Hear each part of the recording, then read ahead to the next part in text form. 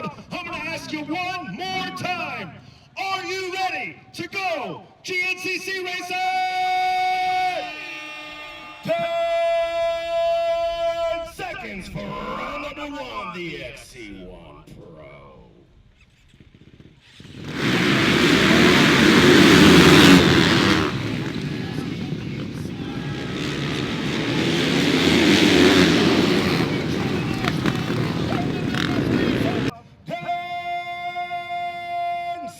Dakota DeVore, Jack Walker, Grant Davis, and Cody Ball.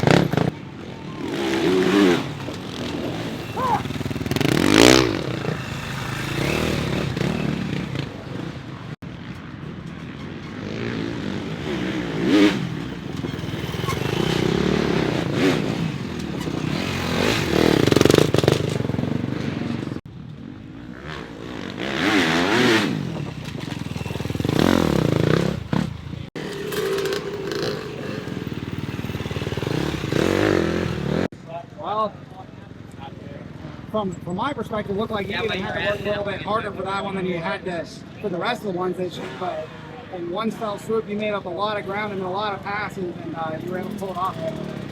Yeah, like I jumped the start, just pressed the start button early, and so I killed it.